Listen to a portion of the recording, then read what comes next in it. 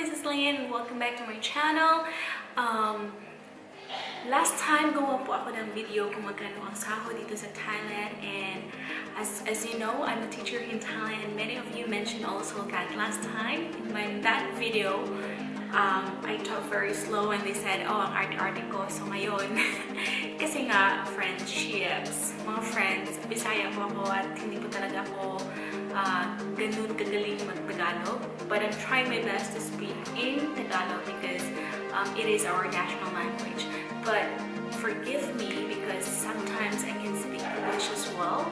I'm not really good in English, but I'm trying myself since I'm teaching here in Thailand. And also, this video is all about how to find job here in Thailand. So, paano nga ba tayo makapaghanap ng work dito sa Thailand? Teaching job here in Thailand. So, bibigyan ko kayo na 3 or 4 na options.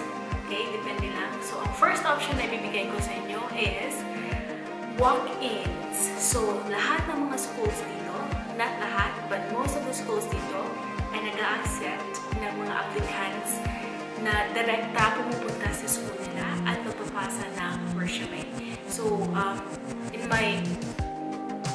based sa experience ko, kasama ang mga kaibigan ko, most of them applied directly to the school. So, paano yan? You have to come to Thailand.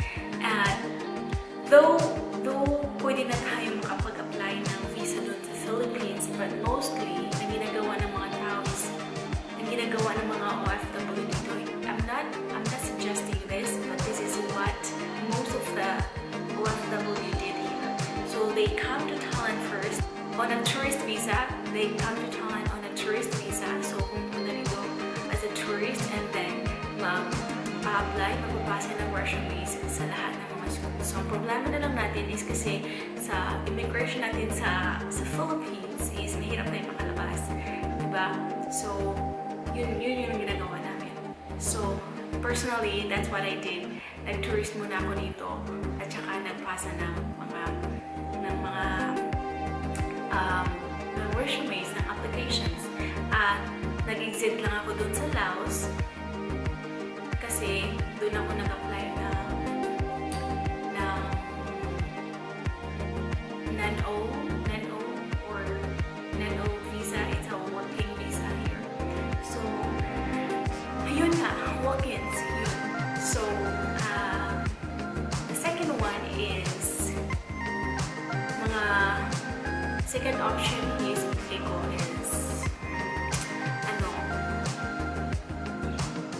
ask your friends.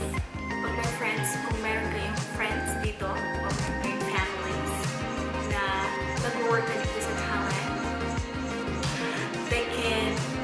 you can ask them and you can ask them if meron bang available na teaching job sa mga places na kilala nila or sa places nila. So, mostly, mas marami ang nakakahanap ng job dito sa magtanong-tanong sa mga Pinoy. For example, cousin ko pupunta dito, mag-a-ask ako sa mga friends ko kung may opening ba sa schools nila. So yun, or if ever yung school ko may opening, mag-a-ask ako doon sa mga kaibigan ko, oh, may bago ba kayong dating dito sa Thailand na naghahanap pa ng work? Kasi yun talaga suggest, you have to ask the other friends, you have to ask Filipinos, you have to ask your friends, you have to ask your families if you have a family here, and that's it. So the third option that I'm going to give you is applying online. The first time I came here, I applied online, and ito yung website na in-applyan ko, www.ajarn.com. So, dyan ako nag-apply. So, nung pumunta ako dito, nag-apply ako dyan. Lahat ng mga job opening ay in-applyan ko na. Lahat ng job opening in-applyan ko. At saka, praise God kasi 3 days or 4 days after ako nakarating dito sa Thailand, may tumawag sa akin at for interview daw at natanggap naman ako. Pero hindi ako nagtagal dun sa school na yun kasi for some reason. So guys, hindi ko na sasabihin kung anong reason kung bakit hindi ako nagtagal doon. At saka, nung umalis ako doon, nagtanong ako sa mga friends ko kung meron ba silang schools na alam na naghahanap ng teachers. So, at saka meron naman kami nahanap. At praise the Lord, hanggang ngayon, doon pa rin ako sa school na yun sa na-recommend ng friends ko. Oo nga, tatlo lang options na bibigay ko sa inyo. So, ngayon ay may mga bagong mga OFW, natin sila kung ano yung experience nila sa pag-apply ng work dito sa Thailand kasi very fresh pa talaga sila, so interview natin sila. Ngayon! Welcome! Yes! Oh, nag-record na siya. Nag-record na yan siya. This is Salome and Ganga! Okay, so guys, bago lang kayo dito, diba? Tagalog kami, pero actually, Bisaya, may uy sa mukha. Kailan tayo dumating ako? Kailan na tayo dumating? April 1. Oh, yeah. So they arrived April 1, and I want to ask if how did you find job here in Thailand? Siya una. Okay, so iskanta muna. Okay, na ako'y hatag nga tips. Okay. Tip number 1. Dapat guys, mag-apply yung gada sa Adjarn. Okay, Adjarn, so yung www.adjarn.com. Okay, wala. Lagi mo na mga school there, no? So, ga-apply online. Then, kabalo mo guys, nag-native siya, gi-applyan yung gihapon na mo, o gawin nag-negative. That's a good one. Then, number 2. Number 2, katong people you know. Nga sila mo ay magmangutana sa mga Pinoy nga na din, you know? Okay. Tabangan din kanila. Ikaw na pod girl. Actually, wala di ko kabalo kung yun sa naman pag-apply. Kaya ang among plano dito sa Pilipinas padaan na nga, girl, pag-abot na to sa Thailand, bahalang mag-backlay kitag pinabanat niya sa dihang pag-abot na mo diri. Perting iga nga. So, di siya pwede mabacklay kay layo, kaayo niya. Pag sikad-sikad, jeep. So, we have some Theo here. Maotong adto na lang yun sa mga schools. Anya, kani siya di ay Adjarn girl, gini siya. Adjarn girl. Anya, apilon niya akong mga resume o pasa kay gusto yun na mo nga magkadungan yun mig isa ka school nga magkauban ni. Anya, mo to siya. So, after applying in adjarn.com, nabay nag-reply sa inyong application? Daghan mo daw nag-reply, pero most of the schools. Pero lagyo lang yun. So far from where you are now. So actually, guys, we are here in Isan province, where it's very close to Laos, right? Very close to Laos. So we're very far in Bangkok. We are how many hours from Bangkok? 9 hours from Bangkok, right? So if there would be an interview appointment in Bangkok, we cannot go there right away, right? Yes. Yeah, so we cannot go there right away because our place is so far. That's why we want as much as possible the closer school. Right? Yeah, so closer. Yeah, so that's it. So now I want to ask you how was the interview? Atong primerong interview. Yes. Interview sa school. Sa school nga inyong gi-applyan. How was it? Hay nako, sa Mukdahan first nga school, maka-wear lagit siya bayot. Kay nag-expect me nga easy ra kayo ang iyang question. Agoy og sa dihang mura day may kakuan nga defend. Oh, really? Hard question. Kay kuan kining daghan tawo na minaw dayon na ay puti. So they asked you to teach? Do a demo? Wala lang, pero dahil sa question. yun kay. Related about what? Experiences? Experiences, and then kuan, the way ka mag-teach sa school, kung saan mo ang mga techniques. So now, what did you provide? What documents you provide in applying? TOR, transcript of records. What else? Resume, Resume and diploma. diploma, And that's it. Application for resume, TOR, and photocopy of passport. Photocopy of passport. So those are the documents doon, you know. Usually pag mag-apply din, pero it's very easy to apply here, right? Easy kung may nice school. Nice. It's very easy. But actually, there are so many schools in Thailand, and they're looking for foreigner teachers. Usually, they usually want a native English speaker, right?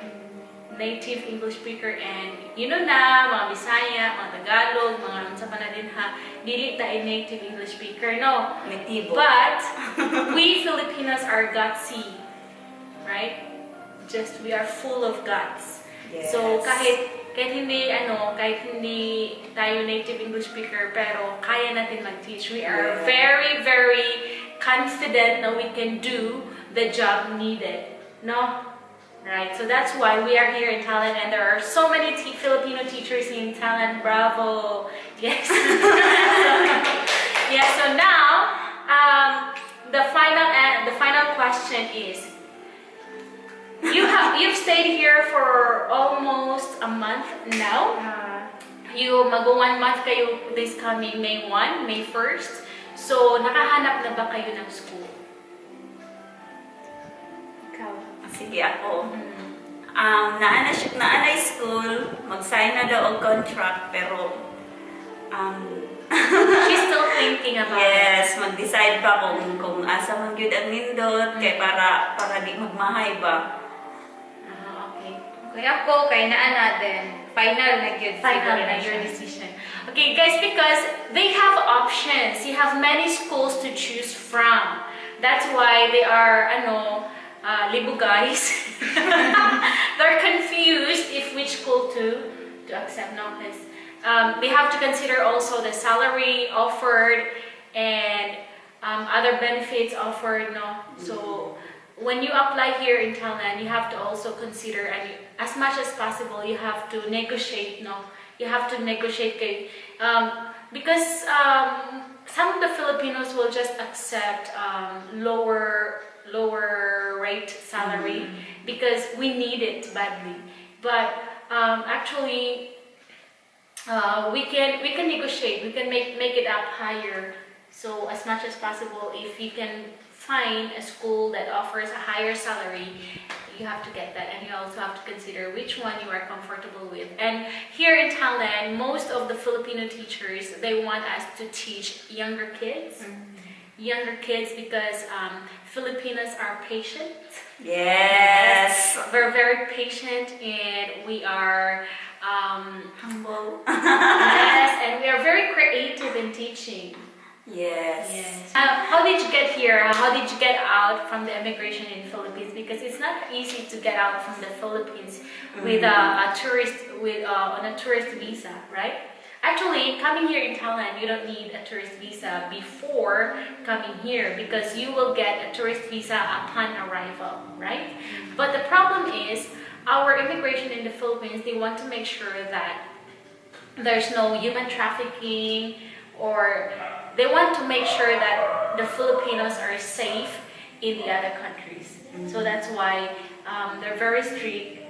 They're very strict na palabasin ang mga Filipinos, especially if there's no proper papers and documents. No, that's why. So pumunta sila dito on a tourist visa, right? On a tourist visa, and then they know people here. They know my friends here. That's why they were able to stay in this house, kasi their friend who came with them is a sister of my friend, no?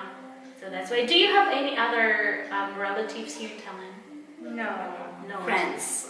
So yeah, so mutual friends, common friends are very important here. So when you come to Thailand, make sure that you know someone here so that you are not going to stay in a hotel for a very long time while looking for jobs, because while staying here, if you're going to stay in the hotel, it's very expensive, right?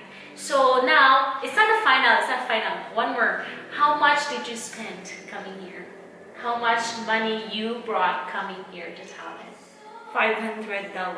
$500. Same with you too. $500. $500. So you change it into dollars to peso to dollars. Okay, so $500. I think that's more than enough. Because you have someone, you know someone here.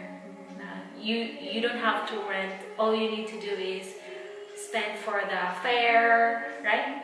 For the fare, and here in the house, if you know someone, you don't have. It's up to you if you want to share or something. But for us, we don't ask that. Even if you're going to stay in my house in Lobon, all is free.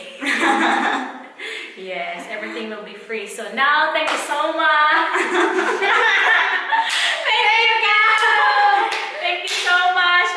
And we are happy to know all those things that you need to do when applying a job here in Thailand.